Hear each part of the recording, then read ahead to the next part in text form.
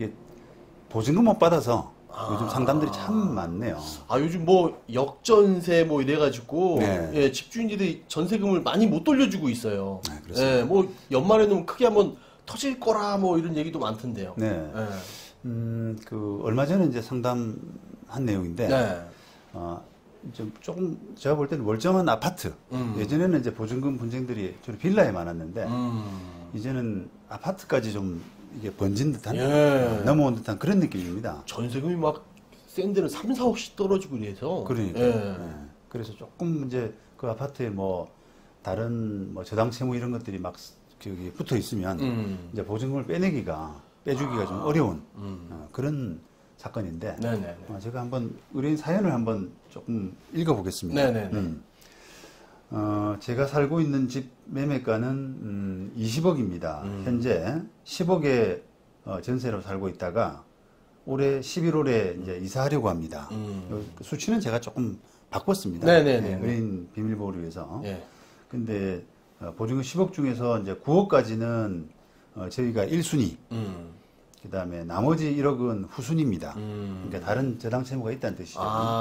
전세금 다음에 저당이 있고 또 전세금 뭐 예, 이제 갱신 이렇게 해왔던 과정에서 처음에 9억으로 시작했다가 2년 지나서 갱신하면서 1억을 올려준 모양이에요. 근데 이제 그때 이제 저당 채무가 생겼는데 그 저당 채무가 한 10억 정도라고 합니다. 야.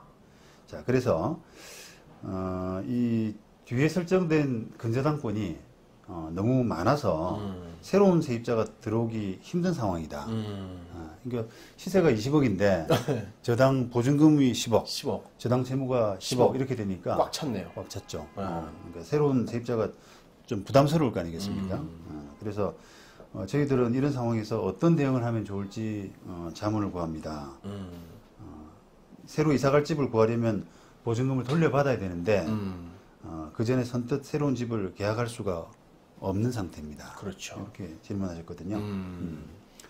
자, 뭐 굉장히 일반적인 내용인데 그죠? 네. 지금 돌이켜 보면은 사실 9억 임대차 계약하면서 1억 더 올려줄 때 저당 채무가 좀 많이 이미 생긴 상태라 더 1억은 안 올려줬으면 어떨까 이런 좀 생각이 들어요. 등기부로 확인 안 한 것 같은데요, 저는. 확인했더라도 보증금을 그때는 올려주는 사람들이 많았었죠. 근데 지금 지나서 보면은 보증금 대신에 그냥 월세를 조금 주는 식으로 그렇게 좀 벌충을 하고 갔었으면 더 좋았지 않았을까. 지금은 이제 9억은 가장 우선 배당권이 있는데 1억 부분은 이제 저당 채무에 밀리니까 1억은 좀 애매하지 않습니까? 그렇죠. 경매 들어갔을 때. 돼갖고 이제 낙찰 금액을 봐야지 받을 수 있나 없나. 그렇죠. 만약에 이제 이게 시세가 20억이니까 한 18억 정도의 낙찰이 됐다라고 하게 되면 9억 먼저 받고 그 다음에 저당 채무 들어가고 1억은 못 받을 수도 있지 않습니까? 그런 상황이거든요. 자, 이럴 때 이제 어떻게 될까 이제 고민이 많으실 텐데, 뭐 만약에 이제 이제 그 의뢰인이 상담을 하고 가셨는데 집주인이 집을 내놨대요. 하려고. 그런데 그거를 시세보다도 조금 높게. 욕심 많으시네. 물론 그 시세라는 게 이제 세입자가 보는 시세와 집주인이 보는 시세가 조금 다를 텐데, 그렇죠.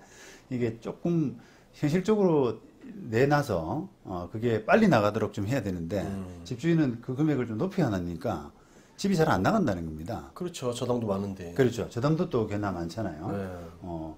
우리 그 향해서 사회행위 소송 또 피해자 아닙니까? 예.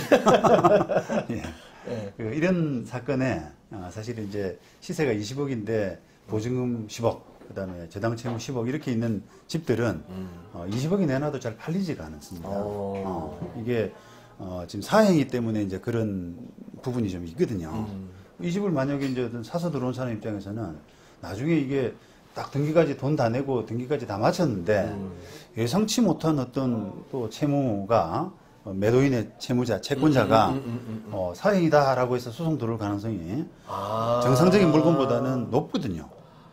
이렇게 채권이 많이 쌓인 거는 또 그런 위험 소지가 있네요. 그렇습니다. 이건 이 소유권 이전은 무효다. 그렇습니다. 여기서는 뭐 전혀 또 그렇지 않은 물건인데도 상해에 걸렸잖아요. 그런데 이제 그런 확률이 이런 그 부채가 좀 꽉 찬 이런 물건일수록 사행 소송 가능성이 더 많아요.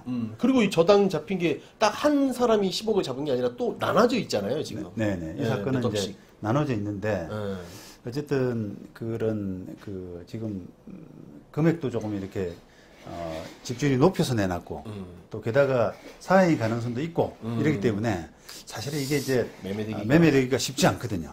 이런 이제 상황을 본다 그러면 이런 상황에 있는 세입자들 입장에서는 일단은 저는 법적인 조치를 해야 되지 않을까 그렇게 봅니다. 왜냐하면 일단 뭐 우리가 법적인 조치를 할 때 내용 증명도 좀 보내고 그다음에 소송도 들어가고 이렇게 단계를 좀 밟아가면 건물주가 임대인이 좀 부담을 가질 수가 있잖아요. 이게 법으로 가서 뭐 경매 들어가고 이렇게 되면은 내가 욕심부려야 될 때가 아니다. 내려놔라, 빨리 정리해야 그렇죠. 된다. 네. 정리해 주라. 그렇습니다. 예. 가격을 좀 낮춰서 빨리 좀 내놓을 수 있는 계기가 되거든요. 그리고 뭐 그런 이제 계기도 가지고 또 만약에 뭐 그게 잘 안 된다고 하더라도 어쨌든 시간을 조금이라도 더 단축시켜서 그렇죠. 보증금을 빼나와야 되기 때문에 법적으로 이제 법적인 절차를 진행하시는 것이 좋다고 생각을 합니다. 저도 저 같으면 네. 빨리 뭐 고민하지 않고 네. 좀 변호사 이름으로 좀 내용 증명 같은 걸 딱 보내놓고 이렇게 진행할 테니 뭐 각오해라. 네. 뭐 이런 식으로 나도 법적으로 대응하겠다 이런 걸 좀 알려줘야지. 조금 압박이 들어갈 것 같은데 그죠? 그렇습니다. 네. 그리고 이제 또 한 가지 질문이 이런 상태에서 이사 가는 부분들 다시 뭐 계약해서 다른 집 계약해가지고 이사 갈 부분들 이 질문자는 그 학군 때문에 네, 애가 지금 자녀. 이제 초등학교 입학을 해야 되는데 그 학군 때문에 좀 이사를 가야 될 입장이더라고요 보니까 이걸 가도 될지 이게 임차권 등기 이걸 하고 이사를 가도 될지 이런 부분을 좀 물어보셨는데 네. 제가 이제 원칙은 이사를 안 가는 게 좋겠다라고 이렇게 답을 드렸습니다. 임차권 등기 우리 해놓게 되면은 법적으로야 이제 대항력을 안전하죠. 유지하는 네. 그런 효과가 있지 않습니까? 그런데 그거는 이제 법적인 그 의미에서는 당연히 그렇지만 이걸 그 임대인이 어떻게 보면 좀 채무에 몰린 사람들 이런 입장에서는 그 집이 이제 이사 가서 비워지게 되면은 당장 돈이 이제 궁해서 그걸 뭐 단기 월세를 놓을 수도 있고요. 그렇죠. 그렇게 되면 권리관계가 훨씬 더 복잡해지거든요. 꼬이는 거죠. 꼬이는 겁니다. 네. 그러니까 그 집에 그냥 머물러 있으면서 웬만하면 또 뭐 새로 이사 가면 또 돈이 들기 때문에 이중 비용을 그런 그 부담할 필요는 없지 않습니까? 네. 그러니까 되도록이면 그냥 여기 그 해결될 사시면서. 때까지는 살면서 거주하면서 그렇게 이제 마무리하는 것이 제일 좋겠다.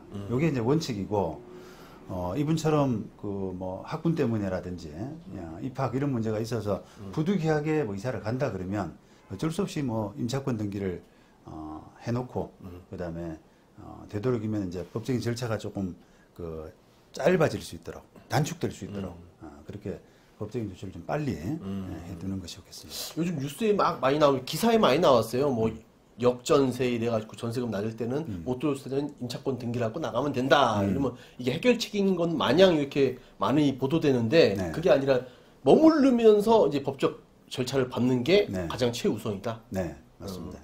사실 뭐 임차권 등기도 해놓고 나가면 뭔가 법적인 장치로서 안전한 건 맞습니다만 임차권 등기도 다 돈이거든요, 사실. 그죠? 그렇죠. 이사 가면 이중 비용이 들 뿐더러 그런 또 안전장치를 하기 위해서 돈도 들고 또 신경도 쓰여요, 사실. 그렇죠. 위험 부담도 그 집이 없다 보면 그 집이 어떻게 됐나 이런 부분도 가서 또 봐야 되고 이런 그 이중적인 부분이 있으니까 되도록이면 그냥 머물러 있는 것이 좋겠다라고 제가 일반적으로 말씀드립니다.